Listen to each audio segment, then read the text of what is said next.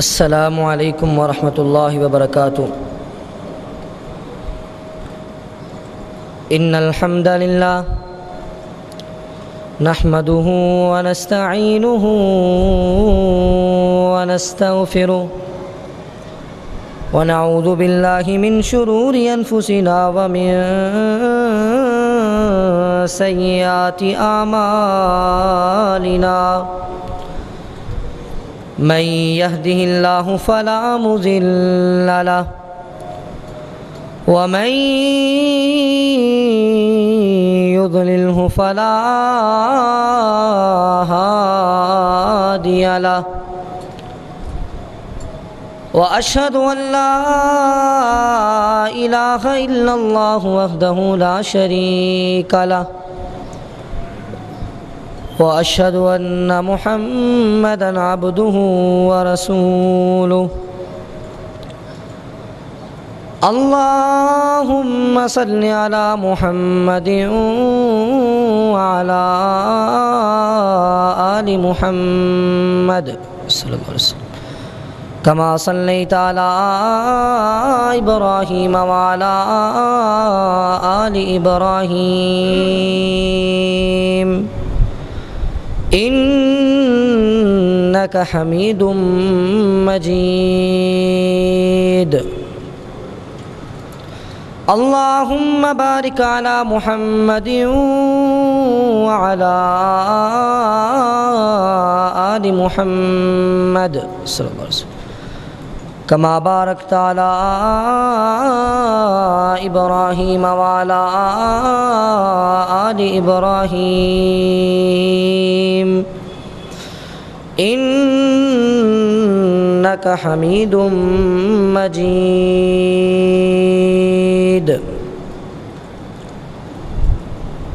يا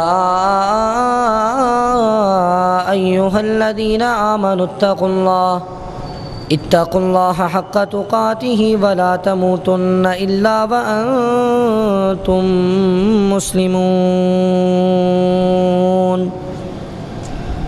يا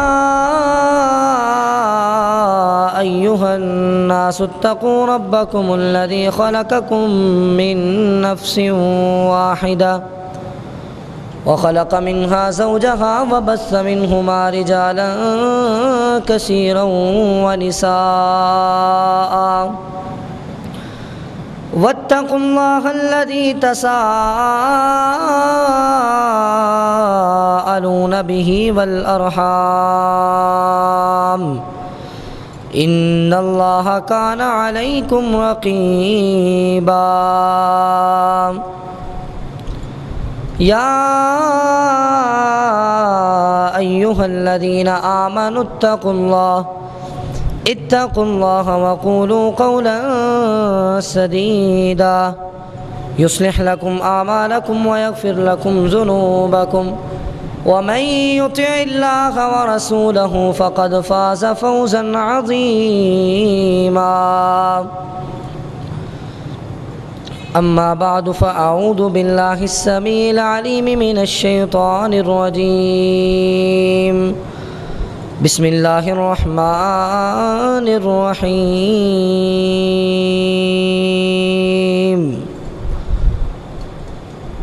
وما آتاكم الرسول فخذوه وما نهاكم عنه فانتهوا۔ وقال الله تعالى في مقام آخر: إنا أنزلناه في ليلة مباركة إنا كنا منذرين۔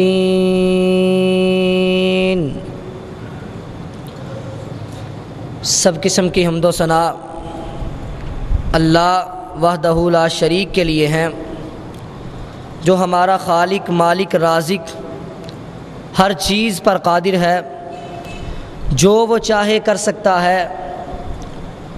اگر وہ چاہے تو کسی کو بیٹے دے دے، اگر وہ چاہے تو کسی کو بیٹیاں دے دے، اگر وہ چاہے تو اولاد سے محروم رکھے، کیونکہ وہ ہمارا خالق ہے، مالک ہے۔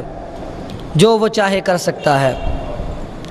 اس کے بعد لاکھوں کروڑوں درود و سلام اس ہستی اقدس مقدس مطہر معطر پر کہ جس کے ذریعے سے اللہ رب العزت نے ہماری رہنمائی کا بندوبست کیا اور جس کو رحمت للعالمین بنا کر بھیجا، جس کے آنے سے انسانوں کو جینے کے طور طریقے اور سلیقے آ گئے، اور جو ہمارا امام ہے، امامنا فی الدنیا و امامنا فی الآخرہ و امامنا فی الجنہ، اور جس کا نام نامی اسم گرامی جناب محمد الرسول اللہ صلی اللہ علیہ وسلم ہے۔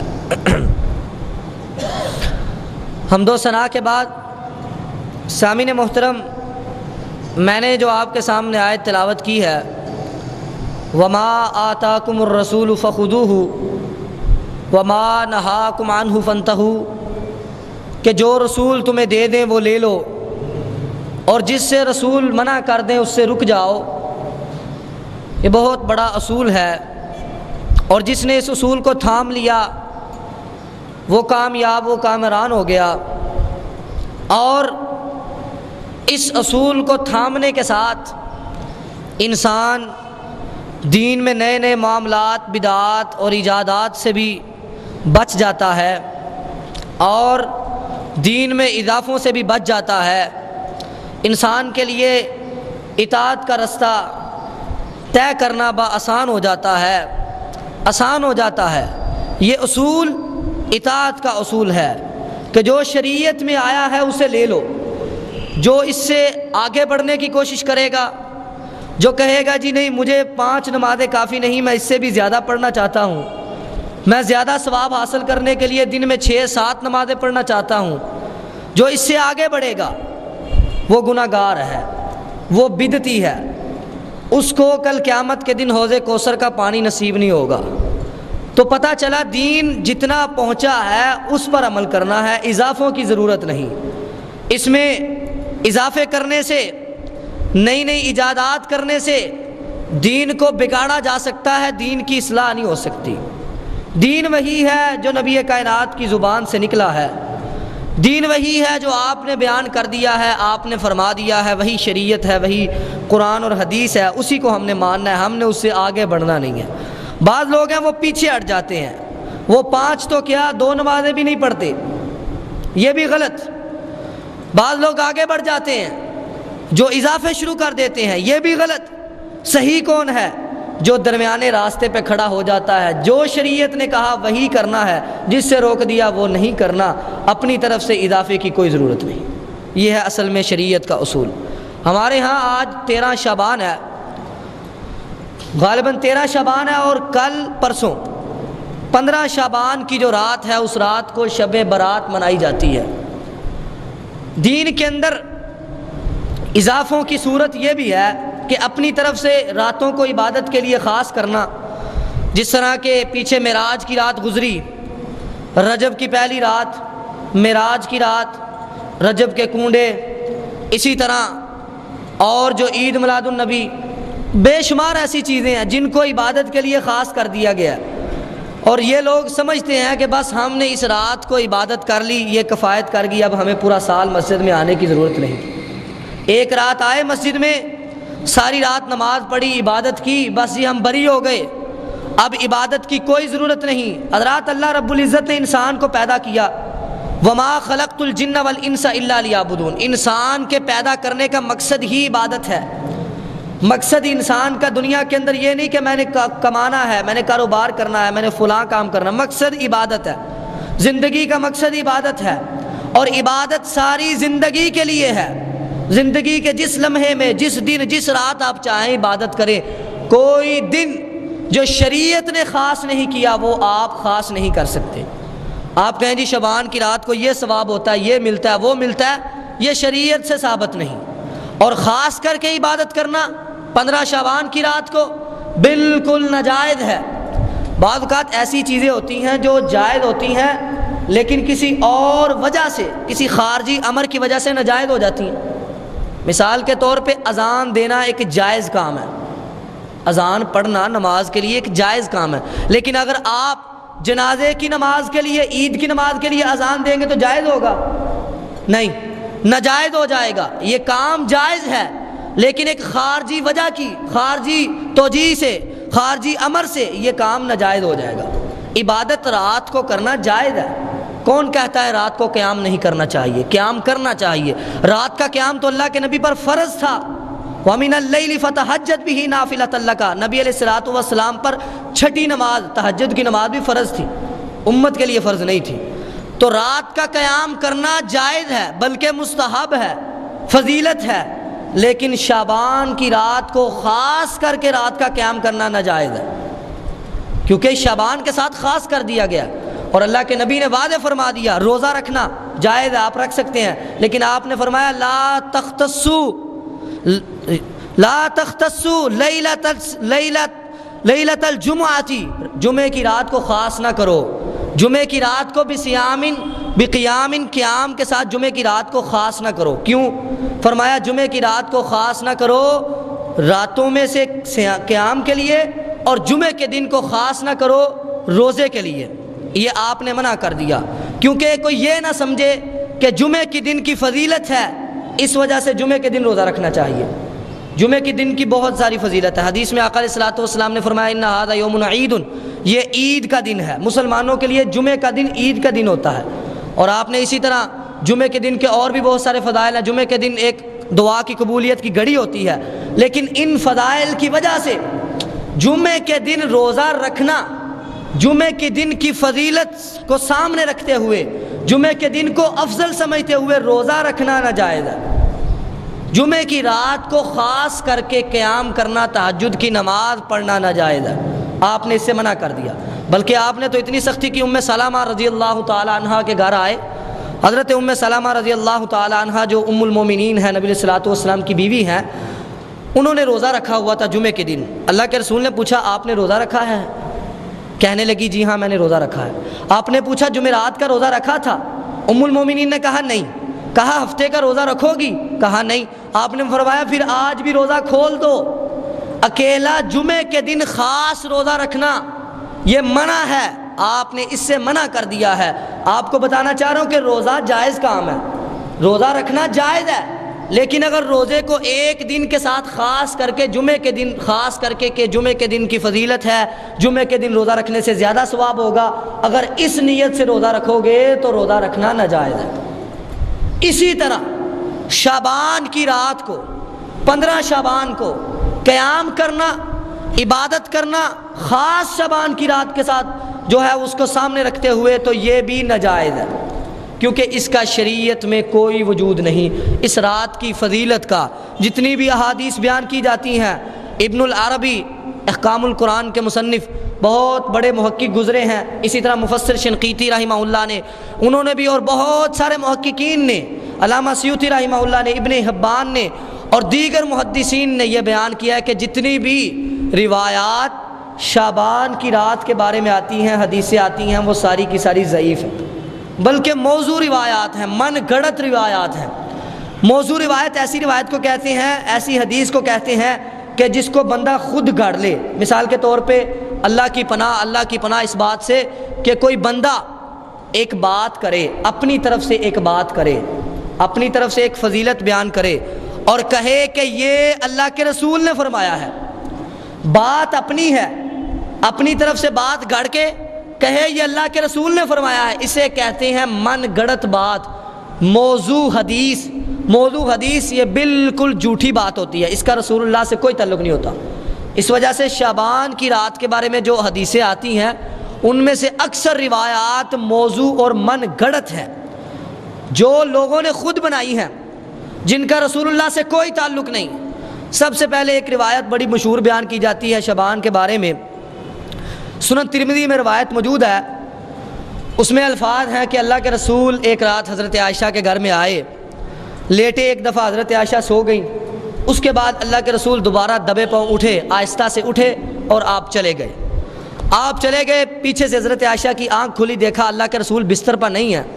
حضرت عائشہ اللہ کے رسول کے پیچھے بقیع قبرستان میں چلی گئی اور وہاں دیکھا کہ اللہ کے رسول موجود ہیں۔ جب اللہ کے رسول نے حضرت عائشہ کو دیکھا تو حضرت عائشہ سے کہا کہ اللہ اور اس کا رسول تمہارے بارے میں ظلم نہیں کریں گے، تمہارے بارے میں خیانت نہیں کریں گے۔ کیا مطلب؟ اس کا مطلب اگرچہ حدیث تو ضعیف ہے، اس کا مطلب یہ تھا کہ تم نے سوچا کہ شاید آج میری باری ہے، آپ کسی اور زوجہ کے پاس تو نہیں چلے گئے۔ میں کسی اور زوجہ کے پاس نہیں گیا، میں قبرستان میں آیا تھا۔ حضرت عائشہ نے قبرستان میں دیکھا اللہ کے رسول دعا کر رہے تھے۔ اللہ کے رسول نے حضرت عائشہ رضی اللہ تعالی عنہا سے کہا کہ یہ 15 شعبان کی رات ہے، اس رات اللہ تعالیٰ آسمان دنیا پر آتے ہیں اور فَيَغْفِرُ لِجَمِيعِ خَلْقِهِ، اللہ تعالیٰ اپنی تمام مخلوق کو معاف کر دیتے ہیں، إِلَّا لِمُشْرِكٍ أَوْ مُشَاحِنٍ، اللہ کہ ایسا بندہ جو اللہ سے شرک کرتا ہے اور ایسا بندہ جو دوسرے بھائی کے بارے میں، مسلمان بھائی کے بارے میں اپنے دل میں کینہ رکھتا ہے، ان دو بندوں کو اللہ معاف نہیں کرتے، باقی اللہ تعالیٰ سارے بندوں کو معاف کر دیتے۔ یہ حدیث سنن ترمذی کے اندر موجود ہے، لیکن امام ترمذی جنہوں نے اس حدیث کو بیان کیا ہے وہ خود یہ کہتے ہیں کہ یہ حدیث صحیح نہیں ہے، یہ حدیث قابل قبول نہیں ہے، اس پر عمل نہیں ہوگا، یہ ضعیف ہے۔ ضعیف ایسی حدیث کو کہتے ہیں کہ جس پر عمل کرنا جو ہے وہ جس پر عمل نہیں ہو سکتا اور جس کو ہم قابل قبول نہیں سمجھ سکتے، جس کے اندر جو بات بیان کی ہے وہ شریعت نہیں ہے، ایسی حدیث کو ضعیف کہتے ہیں۔ اس حدیث کے اندر جو واقعہ ہے کہ 15 شعبان کی رات کا، یہ واقعہ بالکل ثابت نہیں۔ امام بخاری رحمہ اللہ نے بھی یہی کہا ہے کہ یہ حدیث بالکل ضعیف ہے۔ اس حدیث سے ہمیں یہ پتہ چلتا ہے کہ 15 شعبان کی رات کو اللہ تعالیٰ معاف کرتے ہیں، لیکن یہ حدیث ضعیف ہے۔ لیکن اس حدیث کو جو ضعیف ہے اس کے مقابلے میں صحیح حدیث ہے جس کے اندر اللہ کے رسول نے فرمایا کہ تفتح ابواب الجنہ یوم الاثنین و یوم الخمیس فیغفر لکل عبد، آپ نے فرمایا کہ جمعرات کو اور سوموار کو اللہ تعالیٰ کہ جو ہے وہ جنت کے دروازے کھول دیتے ہیں، جمعرات اور سوموار کے دن کو جنت کے دروازے کھول دیتے ہیں، اور فرمایا ہر بندے کو معاف کر دیا جاتا ہے، ہر بندے کو معاف کر دیا جاتا ہے، جو ایسا بندہ لا یشرک باللہ شیئا، جو اللہ کے ساتھ شرک نہیں کرتا اسے بھی معاف کر دیا جاتا ہے، جو اللہ کے ساتھ شرک کرتا ہے اسے معاف نہیں کیا جاتا، اور ایسا بندہ الا رجلا شحناء بین و بین اخیہ شحناء، آپ نے فرمایا اور ایسا بندہ کہ جس کے اور اس کے بھائی کے درمیان کوئی دشمنی ہو، کوئی کینہ ہو، کوئی بغض اور حسد ہو، اللہ تعالیٰ اس بندے کو بھی معاف نہیں کرتے۔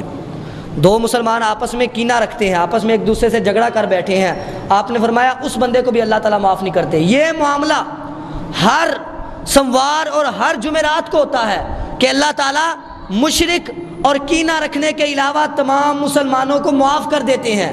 یہ معاملہ ہر سوموار اور ہر جمعرات کو ہوتا ہے، لیکن اس حدیث میں آتا ہے کہ اللہ تعالیٰ 15 شعبان کی رات کو معاف کرتے ہیں۔ اس حدیث میں آتا ہے کہ 15 شعبان کی رات کو معاف کرتے ہیں اللہ تعالیٰ، بنو قلب کے بکریوں سے زیادہ جو ہے وہ بندوں کو اللہ تعالیٰ معاف کرتے ہیں۔ اس حدیث میں یہ الفاظ ہے، لیکن صحیح حدیث میں آتا ہے کہ ہر سوموار اور جمعرات کی رات کو اللہ تعالیٰ معاف کرتے ہیں۔ ہمیں صحیح حدیث کو لازم پکڑتے ہوئے ہر سوموار اور جمعرات کو اللہ کی عبادت کرنی چاہیے، اللہ کے ہاں روزہ رکھنا چاہیے۔ اللہ کے نبی صلی اللہ علیہ وسلم سے جب پوچھا گیا کہ آپ سوموار اور جمعرات کا روزہ رکھتے ہیں، تو اللہ کے نبی صلی اللہ علیہ وسلم نے وجہ بیان کی تھی کہ سوموار اور جمعرات کا روزہ رکھنے کی، کیونکہ ان دو دنوں میں اعمال اللہ کے ہاں جاتے ہیں اور اللہ تعالیٰ اپنے بندوں کو معاف کرتے ہیں۔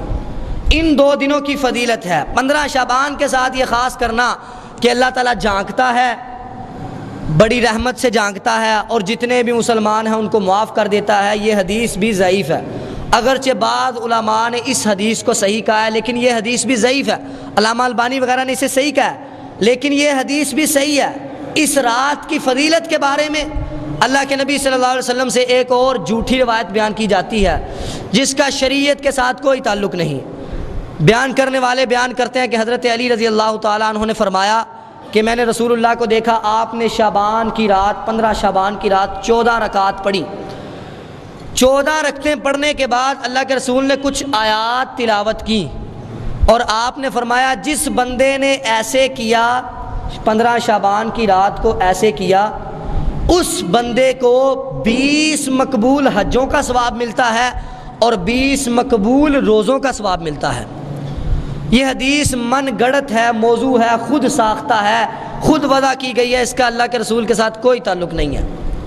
اور ابن الجوزی، علامہ ابن جوزی بہت بڑے امام گزرے ہیں، انہوں نے ایک کتاب لکھی ہے جس کا نام ہے الموضوعات۔ اس کتاب کے اندر انہوں نے جتنی بھی من گڑت روایات تھیں، من گڑت حدیثیں تھیں جن کا رسول اللہ کے ساتھ کوئی تعلق نہیں تھا، ان ساری حدیثوں کو اس کتاب کے اندر جمع کیا ہے تاکہ لوگوں کو پتہ چل جائے یہ حدیثیں اللہ کے رسول کی بات نہیں ہے، ان کا اللہ کے رسول کے ساتھ کوئی تعلق نہیں ہے۔ ابن الجوزی نے کتاب لکھی الموضوعات، لیکن اسی کتاب سے ہمارے بھائیوں نے اس کا نام الموضوعات شریف رکھ کے اس سے حدیثیں لے لے کے ان پر عمل شروع کر دیا۔ الموضوعات کے اندر یہ حدیثیں موجود ہیں جن حدیثوں کو مد نظر رکھتے ہوئے 15 شعبان کی رات کو عبادت کی جاتی ہے۔ ایسی روایات جو من گڑت ہیں، یہ 14 رکعت والی روایت بالکل من گڑت ہے، اللہ کے رسول کے ساتھ اس کا کوئی تعلق نہیں۔ اس رات کے اندر اس حدیث کو سامنے رکھتے ہوئے عبادت کی جاتی ہے، 14 رکعت پڑھی جاتی ہیں۔ اسی طرح ایک اور بہت مشہور روایت، وہ بھی موضوع اور من گڑت ہے، جو اس رات کو کیا جاتا ہے اور وہ کام بہت ہی عام ہو چکا ہے۔ اس رات کے اندر ایک عبادت کی جاتی ہے، 100 رکعت پڑھتے ہیں، 100 رکعت نماز، اور ہر رکعت میں سورۃ فاتحہ کے بعد قل هو اللہ احد کی تلاوت کی جاتی ہے۔ تو اس نماز کا نام ہے الصلاۃ الالفیہ، یعنی 1000 بار اس میں سورۃ الاخلاص کی تلاوت کی جاتی ہے۔ ایک رکعت میں اگر 10 مرتبہ سورۃ اخلاص پڑھی جائے تو 100 رکعت میں سورۃ اخلاص کی تعداد 1000 بن جائے گی۔ تو اس رات میں خاص طور پہ یہ 1000 رکعت والی نماز پڑھنا، سورۃ الاخلاص کو 10 بار اس میں پڑھنا، یہ بیان کیا جاتا ہے۔ لیکن یہ حدیث اور یہ روایت، اس کی فضیلت بیان کی جاتی ہے، جو بندہ یہ نماز پڑھتا ہے نا، اللہ کے ہاں اگر وہ بندہ بدبخت لکھ دیا گیا ہے تو اللہ تعالیٰ اس کو مٹا کے خوش بخت لکھ دیتے ہیں۔ اگر اللہ کے ہاں اس کی تقدیر غلط تھی، اللہ تعالیٰ اس کی تقدیر کو مٹا کے اس کی تقدیر کو صحیح کر دیتے ہیں۔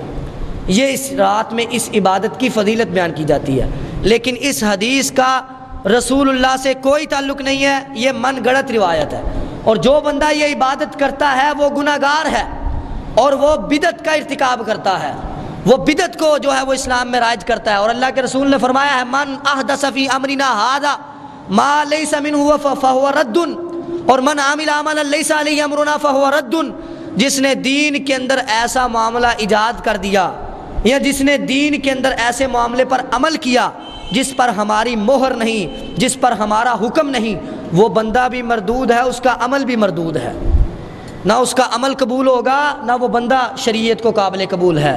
اس لیے اس رات کے اندر کوئی بھی عمل کرنا، وہ خاص کر کے اس رات سے عبادت کا تعلق رکھتے ہوئے اگلے دن کا روزہ رکھنا۔ ایک حدیث جو 5ویں حدیث بارے میں بیان کی جاتی ہے، اس میں آتا ہے کہ اللہ کے رسول نے فرمایا کہ اس رات میں قیام کیا کرو اور اگلے دن روزہ رکھا کرو۔ اور یہ حدیث بھی بالکل ضعیف ہے، بعض نے اسے بھی موضوع اور من گڑت کہا ہے۔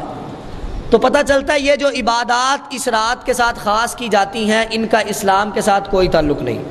اور بڑے بڑے محققین اور بڑے بڑے علماء نے یہ لکھا ہے، جیسے میں نے آپ کے سامنے پہلے نام بھی ذکر کیے، کہ اس رات کی فضیلت کے بارے میں کوئی حدیث بھی ثابت نہیں ہے، الا کہ ایک حدیث جس کے ثابت ہونے کے بارے میں بھی اختلاف ہے، اور اس میں بھی جو فضیلت بیان کی جاتی ہے وہ صحیح حدیثوں سے ثابت ہے، وہ اس رات کے ساتھ خاص نہیں ہے۔ وہ حدیث میں نے آپ کے سامنے ذکر کر دی کہ اللہ تعالیٰ جھانکتے ہیں، مشرک اور کینہ پرور کے علاوہ اللہ تعالیٰ سارے بندوں کو معاف کر دیتے ہیں۔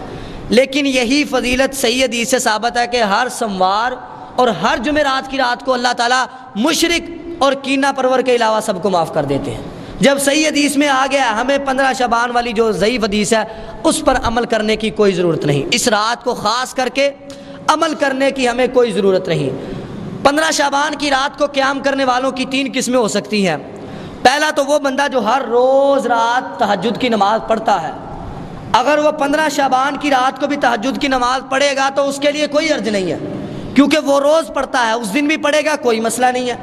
دوسرا بندہ وہ ہے جو باقی دنوں میں نماز نہیں پڑھتا، صرف اس دن کو خاص کر کے تہجد کی نماز پڑھتا ہے فضیلت کو سمجھتے ہوئے، یہ بندہ بھی ناجائز کام کرتا ہے، اس کے لیے بھی جائز نہیں کہ 15 شعبان کی رات کو خاص کر کے عبادت کرے۔ اور تیسرا بندہ وہ ہے جو بندہ اس رات کو الصلاۃ الالفیہ پڑھتا ہے، 100 رکعت نماز پڑھتا ہے، وہ بندہ بدعتی ہے، وہ ناجائز کام کر رہا ہے، اس کا عمل بھی ناقابل قبول ہے، اس کا عمل مردود ہے۔ یہ 3 بندے ہیں، ان میں سے پہلا بندہ جو ہر روز قیام کرتا ہے وہ کر سکتا ہے۔ جو بندہ اس دن کو خاص کر کے عبادت کرے گا وہ ناجائز کام کا ارتکاب کرے گا۔ میں نے پہلے یہ بیان کیا ہے کہ شریعت میں کسی کام کا ہم اضافہ نہیں کر سکتے، جتنا آیا اتنا کریں گے۔ حضرت عائشہ رضی اللہ تعالیٰ عنہ کے بھائی عبد الرحمن تھے، ان کے ہاں اولاد نہیں پیدا ہوتی تھی، تو ان کے گھر میں سے کسی عورت نے نظر مانی کہ اگر ہمارے ہاں بیٹا پیدا ہوا تو ہم عقیقے کے طور پہ اونٹ ذبح کریں گے۔ اللہ کی کرنی ایسی ہوئی کہ بیٹا پیدا ہو گیا، خاندان والوں نے سوچا کہ ہم نے عقیقے کے لیے اونٹ ذبح کرنا ہے۔ حضرت عائشہ رضی اللہ تعالیٰ عنہ کو پتہ چلا، وہ کہنے لگی نہیں، سنت یہ نہیں ہے، سنت یہ ہے کہ بیٹے کا عقیقہ 2 بکروں سے کیا جاتا ہے، اونٹ نہیں ذبح کر سکتے کیونکہ اونٹ سنت نہیں ہے۔ سنت طریقہ، حالانکہ اونٹ بڑا جانور ہے، اونٹ کو کرنے سے زیادہ ثواب ملنا چاہیے۔ بکرا تو 2 بکرے تو سستے ملتے ہیں، اونٹ جو ہے وہ بہت مہنگا ہے، اونٹ کرنے سے ثواب زیادہ ملنا چاہیے۔ لیکن حضرت عائشہ نے کہا رضی اللہ تعالیٰ عنہ کہ یہ سنت نہیں ہے، اللہ کے رسول کا طریقہ نہیں ہے، اس وجہ سے ہم بکرے ذبح کریں گے، ہم اونٹ نہیں ذبح کریں گے۔ اور اسی طرح حضرت عبداللہ بن عمر کے بارے میں آتا ہے رضی اللہ تعالیٰ عنہ، انہیں پتہ چلتا کہ یہ بندہ بدعتی ہے، یہ بدعت کرنے والا ہے، بدعت پر عمل کرنے والا، وہ سلام ہی نہیں لیا کرتے تھے۔ اللہ کے رسول نے کہا افشوا السلام، سلام کو عام کرو، الا من عرفت ومن لم تعرف، جسے جانتے ہو نہیں جانتے سلام کہو۔ لیکن عبداللہ بن عمر ایسے بندے سے سلام نہیں لیا کرتے تھے جو بندہ بدعت کو ایجاد کرتا تھا، اور بدعت کو ایجاد کرنے والے کو گناہ ملتا رہتا ہے، جو کوئی بھی اس بدعت پر عمل کرتا ہے اس بدعت کے موجد پر گناہ جو ہے وہ پڑتا رہتا ہے، بوجھ پڑتا رہتا ہے، اسے گناہ ملتا رہتا ہے۔ اس طرح اس رات کے اندر یہ جو 1000 رکعت نماز پڑھی جاتی ہے، اس کے بارے میں ملا علی قاری وہ لکھتے ہیں کہ یہ نماز کی ابتدا، اس نماز کا جو آغاز ہوا نا وہ 448 صدی ہجری میں ایک صلاۃ الرغائب پڑھی جاتی ہے رجب کے اندر، اور یہ ایک الصلاۃ الالفیہ 15 شعبان کی رات کو 100 رکعت نماز پڑھی جاتی ہے۔ ان دونوں نمازوں کے بارے میں وہ یہ کہتے ہیں کہ 448 صدی ہجری میں بیت المقدس میں یہ نماز سب سے پہلے پڑھی گئی، اور پڑھی کنہوں نے؟ فرماتے ہیں کہ کچھ مجوسی لوگ اسلام میں داخل ہو گئے، اسلام قبول کر لیا۔ اسلام قبول کرنے کے بعد جب وہ مسلمانوں کے ساتھ نماز پڑھتے تھے، نماز پڑھنے سے پہلے سامنے آگ جلا لیتے تھے، اور جب آگ جلا لیتے تھے تو ان کی نیت یہ ہوتی تھی کہ ہم آگ کی عبادت کر رہے ہیں، اور مسلمانوں کو یہ دکھلاتے تھے کہ ہم تمہارے ساتھ اللہ کی عبادت کر رہے ہیں، اور اس آگ کے سامنے ساری رات کھڑے ہو کے قیام کیا کرتے تھے۔ اور جب یہ عمل انہوں نے شروع کر دیا، آگ جلا کے 100 رکعات 15 شعبان کی رات کو پڑھنا شروع کر دی، تو اس وقت کے جو علماء تھے، اس وقت کے جو اولیاء تھے، انہوں نے کہا کہ ہم اس علاقے میں نہیں رہ سکتے، اس علاقے میں اتنی بڑی بدعت جاری کر دی گئی ہے، یہ نہ ہو کہ اس علاقے کو زمین میں دنسا دیا جائے۔ علماء نے وہ علاقہ چھوڑ دیا، کیونکہ اس علاقے میں ایک بدعت کا جو ہے وہ آغاز ہو گیا، اس علاقے میں ایسی نماز شروع ہو گئی کہ جس کا شریعت کے ساتھ کوئی تعلق نہیں تھا، نہ یہ نماز رسول اللہ سے ثابت ہے، نہ صحابہ سے ثابت ہے، اور نہ ہی یہ نماز تابعین تبع تابعین کسی سے ثابت نہیں کہ 100 رکعت پڑھیں اور ہر رکعت میں سورۃ فاتحہ کے بعد قل هو اللہ احد پڑھیں۔ اس نماز کا دین کے ساتھ کوئی تعلق نہیں۔ اس رات کے اندر جو کام شریعت میں آئے ہیں وہ بس عام راتوں کی طرح ہے کہ جس طرح باقی راتیں ہیں اسی طرح 15 شعبان کی رات ہے۔ اس کا نام ہے شب برات، ہمارے ہاں شب برات، شب ہے فارسی کا لفظ ہے شب، فارسی میں رات کو شب کہتے ہیں، اس کا نام ہی ہم نے فارسی میں رکھا ہے، تو اس کی فضیلت کیسے ہو سکتی ہے، اس کا دین کے ساتھ کیسے تعلق ہو سکتا ہے؟ شب برات ہمارے ہاں کتابوں کے اندر اور جلسوں میں، جلوس میں، تقریروں میں شب برات کی یہ فضیلت ہے، شب برات کی یہ فضیلت ہے۔ بھائی شب برات نام ہی فارسی میں ہے، شریعت تو ساری عربی میں ہے، تم فارسی میں ایک رات کا نام ایجاد کر کے اس کو شریعت کے ساتھ اٹیچ کر کے اس کی فضیلتیں بیان کر رہے ہو۔ اور اسی طرح یہ شب برات اصل میں لیلۃ القدر کا نام ہے۔ برات کا مطلب ہوتا ہے چھٹکارے کی رات، جس رات اللہ تعالیٰ جو ہے وہ فیصلے کرتے ہیں اور اللہ تعالیٰ معاف کرتے ہیں۔ اصل میں جتنی بھی اس بارے میں فضیلتیں بیان کی جاتی ہیں نا کہ اس رات میں اللہ تعالیٰ فیصلے کر دیتے ہیں، اس رات میں اللہ تعالیٰ معافی کا قلم پھیرتے ہیں، یہ ساری کی ساری فضیلتیں ہیں لیلۃ القدر کے ساتھ۔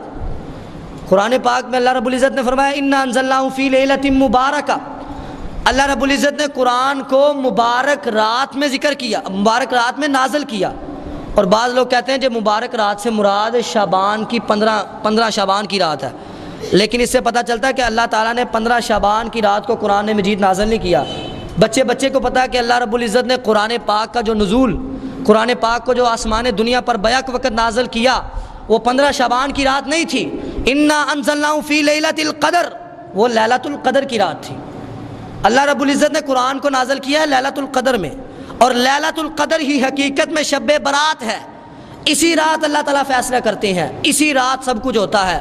یہ 15 شعبان کی رات کے ساتھ اس کو خاص کر کے اس کے فضائل اس کے ساتھ اٹیچ کر کے لوگوں کو بیان کرنا بالکل شریعت کے منافی ہے۔ اور اس رات میں صرف عبادت نہیں، جو نیک کام ہے، عبادت کرنا، روزہ رکھنا اگلے دن، اور اسی طرح دوسرے معاملات، تسبیحات کرنا، اکٹھے بیٹھ کے ذکر کرنا، جلسے جلوس کرنا، اور آپ کو پتہ ہے اشتہارات لگے ہیں، محفل شب 15ویں رات شب برات کے نام سے محفلیں ہوں گی۔ یہ بالکل شریعت کے اندر ان کا کوئی وجود نہیں ہے، کسی سے ثابت نہیں ہے کہ صحابہ نے یا اللہ کے نبی نے کبھی ایسا کیا ہو، کسی سے ثابت نہیں ہے۔ یہ تو دور، یہ معاملہ تو دور، ہمارے ہاں شب برات کی رات کو اس سے بھی بڑھ کے اور معاملات بھی کیے جاتے ہیں۔ عبادت تو دور، دوسرے معاملات کیا ہیں جی؟ چراغاں، پٹاخے، ہوائیاں اڑائی جاتی ہیں، اور اسی طرح لوگوں کو بے آرام کیا جاتا ہے۔ جو لوگ اس کو صحیح نہیں سمجھتے ان کی نیندیں حرام کی جاتی ہیں، مریضوں کو پریشان کیا جاتا ہے۔ اس رات کو اللہ کے رسول نے فرمایا یہ آگ، ہم اس رات کو آگ جلاتے ہیں نا، کوئی دیا چلا رہا ہے، کوئی انار چلا رہا ہے، کوئی ہوائی چلا رہا ہے، کوئی پٹاخے چلا رہا ہے، کئیوں نے گھر کے دیواروں کے اوپر جو ہے وہ چراغاں کیا ہوا ہے، آگ جلائی ہے۔ آگ کا اسلام کے ساتھ کوئی تعلق نہیں، آگ مجوسیوں کے ساتھ ہے، آگ کا تعلق مجوسیوں کے ساتھ ہے، آگ کے ساتھ لگاؤ اور پیار مجوسیوں کو تھا، آگ کی عبادت مجوسی کرتے تھے۔ ہمارے ہاں تو اللہ کے رسول صلی اللہ علیہ وسلم نے فرمایا آگ تمہاری دشمن ہے۔ مدینہ کے اندر ایک رات کو ایک گھر آگ کی لپیٹ میں آ گیا، ایک گھر کو آگ لگ گئی۔ اللہ کے رسول کو پتہ چلا تو اللہ کے رسول نے فرمایا رات کو جب سویا کرو تو آگ کو بجھا کے سویا کرو، دیا بجھا کے سویا کرو، آگ تمہاری دشمن ہے۔ یہ نہ ہو تم دیا چلتا چھوڑ دو اور رات کو گھر میں آگ لگ جائے، پتہ بھی نہ چلے۔ ہمارے ہاں ایسے معاملات پیش آتے ہیں، بعض اوقات یہ گھروں میں ہیٹر جو چلا رہتا ہے آگ لگ جاتی ہے، اس طرح کی مثالیں بھی ملتی ہیں۔ اللہ کے رسول نے آگ کو بند کرنے سے بند کیا، کہا بند کر دو آگ کو بجھا دو۔ اور اسی طرح جب اذان شروع نہیں ہوئی تھی، صحابہ نے مشورہ کیا کہ اذان ابھی شروع نہیں ہوئی، اذان کا آغاز نہیں ہوا تھا، تو لوگوں کو نماز کے لیے اکٹھا کیسے کیا جائے۔ صحابہ کا مشورہ ہو رہا ہے، اللہ کے رسول بھی بیٹھے ہیں۔ ایک صحابی نے کہا کہ ہم ایک اونچے مقام پر آگ جلا لیا کریں تاکہ جب سارے لوگ دیکھیں کہ اب آگ جل رہی ہے، پتہ چل گیا نماز کا وقت ہو گیا، چلے جائیں۔ ابھی اذان نہیں شروع ہوئی تھی، تو اللہ کے نبی نے اس مشورے کو رد کر دیا، آگ جلانے سے منع کر دیا۔ کیوں؟ کیونکہ آگ مجوسیوں کی مشابہت ہے، آگ جلانے سے مجوسیوں کی مشابہت اختیار ہو جاتی ہے، اس وجہ سے اللہ کے رسول نے اس کو منع کر دیا۔ ہمارے ہاں یہ جو آگ، چراغاں اور پٹاخے وغیرہ، یہ پہلی بات تو مجوسیوں کی مشابہت ہے۔ من تشبہ بقوم فہو منہم، جو کسی قوم کی مشابہت کرتا ہے وہ انہی میں سے ہے، ہم اس کی مشابہت نہیں کر سکتے۔ اور دوسرا اس کا سب سے بڑا نقصان کیا ہوتا ہے؟ جانی نقصان ہوتا ہے، مالی نقصان ہوتا ہے۔ 15 شعبان کی رات کو جب پٹاخے چلتے ہیں، جب ہوائیاں اڑتی ہیں، جب انار چلتے ہیں، آگ کو جلایا جاتا ہے، چراغ جلائے جاتے ہیں، دیے جلائے جاتے ہیں، اگلے دن پھر اخبارات میں خبریں بھی آتی ہیں کہ کل یہ نقصان ہو گیا، کل رات یہ جل گیا، یہ جل گیا۔ آج کل تو ویسے بھی گندم ہے، گندم کا موسم ہے، اللہ سے دعا کریں کہ اللہ تعالیٰ جو ہے وہ بارشیں ہو رہی تھی، اللہ تعالیٰ بارشوں کو روک لے، کیونکہ گندم کا پہلے ہی بہت نقصان ہو رہا ہے۔ اگر اللہ نہ کرے کسی کی یہ جو آگ کی چنگاری ہے، گاؤں وغیرہ کے اندر یہ خدشات بہت زیادہ ہوتے ہیں، جا کے کسی کی گندم میں گر جائے تو گندم کی جتنی گندم لگی ہے وہ ساری کی ساری جل جائے گی، پتہ بھی نہیں چلے گا، راتوں رات ساری کی ساری گندم جل جائے گی۔ یہ مالی نقصان ہو جائے گا، جانی نقصان بھی ہوتا ہے، اور یہ نقصان شریعت کے اندر حرام ہے۔ ہمارے ہاں جو لوگ یہ کام کرتے ہیں انہیں ان سے رکنا چاہیے، بعد آنا چاہیے، یہ حرام کام ہے۔ اور تیسری اس میں قباحت یہ ہے کہ لوگوں کو بے آرام کیا جاتا ہے، لوگوں کی نیند کو حرام کیا جاتا ہے۔ لوگ سوئے ہیں، ہمارے ہاں رات کو ساری رات پٹاخے اور ساری رات شور شرابہ کیا جاتا ہے، اللہ کے رسول نے اس سے منع کیا ہے، بلکہ شریعت میں اس قدر سختی ہے کہ ایک بندہ اگر سویا ہوا ہے، آرام کر رہا ہے، آپ اس کے پاس اونچی آواز سے قرآن بھی نہیں پڑھ سکتے، اس قدر سختی ہے۔ کیوں؟ کیونکہ سویا ہوا بے آرام نہ ہو جائے، سوئے ہوئے کی نیند خراب نہ ہو جائے۔ اور یہیں پہ بس نہیں، اللہ کے رسول جب رات کو واپس آیا کرتے تھے، صحابہ کرام بیان کرتے ہیں کہ اللہ کے رسول جب رات کو لیٹ گھر آتے، ایک دفعہ آپ مسجد میں آئے تو آپ نے بڑے آرام سے السلام علیکم ورحمۃ اللہ وبرکاتہ کہا۔ وجہ کیا تھی؟ آپ اتنی آہستہ سلام کہتے تھے تاکہ سوئے ہوئے کو آواز نہ پہنچے، وہ بیدار نہ ہو جائے، اور جو جاگتا ہے صرف وہی سلام کا جواب دے۔ اللہ کے رسول دوسروں کی نیند کا اتنا خیال کیا کرتے تھے، سلام آہستہ آواز سے دیا کرتے تھے۔ ہمارے ہاں اس رات کو، بدعات تو دور، اس رات کو ایسے کام کیے جاتے ہیں جن سے لوگوں کو نقصان پہنچتا ہے، جن کاموں سے مجوسیوں کی مشابہت ہوتی ہے، جن کاموں سے ہمارے ہاں ہمارے مسلمان بھائیوں کو تکلیف پہنچتی ہے۔ اور یہ رات اس رات میں ایک معاملہ، یہ جو چراغا والا معاملہ ہے نا، یہ روشنی کرنا، دیے جلانا، بعض مورخین نے تو یہاں تک لکھا ہے کہ یہ اصل میں اہل سنہ میں نہیں تھا، یہ شیعوں سے نقل ہو کے ہمارے بریلوی حضرات میں آیا ہے۔ اصل میں 15 شعبان کی جو تاریخ ہے، اس تاریخ کے دن کہتے ہیں شیعہ حضرات کا یہ موقف ہے کہ 15 شعبان والے دن ان کے 12ویں امام مہدی کی ولادت ہوئی ہے۔ 15 شعبان کو امام مہدی کی ولادت ہوئی ہے، وہ پیدا ہوئے ہیں، ان کے 12ویں امام ہیں۔ حالانکہ ولادت ان کی ہوئی نہیں ہے، حقیقت یہ ہے کہ امام مہدی کی ولادت نہیں ہوئی، یہ اپنی طرف سے قصے گڑھے ہیں۔ امام مہدی کی ولادت ہوگی، قیامت کی نشانیوں میں سے ہے۔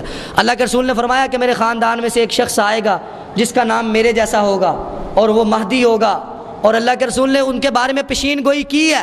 لیکن یہ لوگ کہتے ہیں کہ امام مہدی کی ولادت ہوئی ہے، 12واں امام ہے، اور ولادت کے بعد تقریباً 6 یا 7 سال کی عمر میں امام مہدی ایک غار کے اندر چھپ گئے، اور جو ان کا رازدان تھا اس نے کہا کہ امام صاحب اب غار سے باہر نہیں آئیں گے، اب اپنی مرضی سے غار سے باہر آئیں گے، تم لوگ گناہ بہت کرتے ہو، اس وجہ سے تم سے تنگ آ کر امام صاحب غار میں چھپ گئے ہیں۔ امام صاحب، ان کا عقیدہ یہ ہے کہ امام مہدی غار میں چھپ گئے ہیں، 15 شعبان کو ان کی ولادت ہوئی اور وہ غار میں چھپ گئے، اب انہوں نے غار سے باہر آنا ہے۔ ان کا یہ عقیدہ ہے کہ اب وہ غار سے باہر آئیں گے، اور یہ 15 شعبان کو جس دن ان کی ولادت ہوئی تھی اس رات کو یہ لوگ چراغاں کرتے ہیں اور دعائیں کرتے ہیں، عبادتیں کرتے ہیں کہ جلد از جلد امام مہدی واپس آ جائیں۔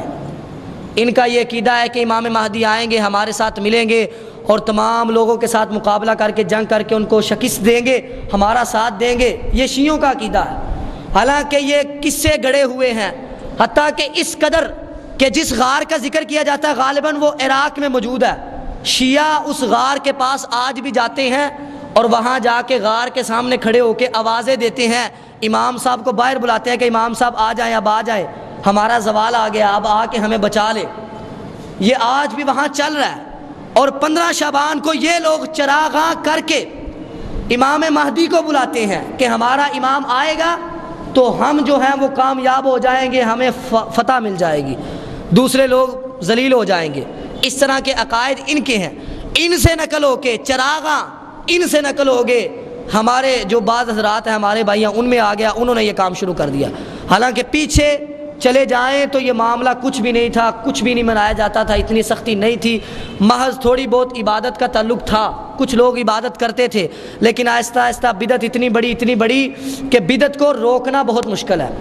بدعت کا آپ معاملہ دیکھیں، کوئی بھی بدعت ہے نا، عید میلاد النبی منائی جاتی تھی، آج سے 20 سال پہلے چلے جائیں تو آپ تصور کریں کیا عید میلاد جو ہے وہ ایسے منائی جاتی تھی جیسے آج منائی جا رہی ہے؟ گلیوں کے اندر کلین، گلیوں کے اندر پھول اور پتہ نہیں کیا کیا انتظامات، یہ آج سے 20 سال پہلے کچھ بھی نہیں ہوتا تھا، بس ایک جلسہ ہو گیا، لوگوں کو پتہ چل گیا عید میلاد ہے آج، بس منا لی۔ اس وقت صرف اتنا سا کام تھا، آج اتنا بڑھ گیا جس کی کوئی یاد نہیں ہے۔ اسی طرح شب برات پہلے جب منائی جاتی تھی لوگ مناتے تھے، ہے تو بدعت، اس وقت کچھ لوگ مناتے تھے اور کچھ لوگ اس کا ذکر کرتے تھے، بہت کم اس رات میں عمل کیا جاتا تھا، لیکن آج ایسا زمانہ آ گیا کہ اس بدعت کو اتنا رواج دے دیا گیا کہ اس رات میں عبادتیں تو عبادتیں ہی ہوتی ہیں، ساتھ ساتھ مسلمانوں کا نقصان بھی کیا جاتا ہے۔ میں اللہ سے دعا کرتا ہوں کہ اللہ تعالی ہمیں شریعت کے اصول کے تحت وما آتاکم الرسول فخذوہ وما نہاکم عنہ فانتہوا، کہ جو شریعت میں آیا ہے اسے لے لو، اور جو شریعت میں نہیں آیا اسے چھوڑ دو، اور جس سے اللہ کے رسول نے منع کر دیا ہے اس سے رک جاؤ۔ اور اللہ کے رسول نے شعبان کی رات کو اور کسی بھی رات کو خاص کر کے عبادت کرنے سے منع کر دیا ہے۔ ہمارے لیے یہی کافی ہے کہ ہم اللہ کے رسول کے فرمان کو سامنے رکھتے ہوئے ان خاص عبادات سے گریز کریں کہ جن کا شریعت کے ساتھ کوئی تعلق نہیں۔ اور میں اللہ سے دعا کرتا ہوں کہ اللہ تعالی ہمیں کتاب و سنت پر صحیح طریقے سے عمل کرنے کی توفیق عطا فرمائے۔ وما علینا الا البلاغ المبین۔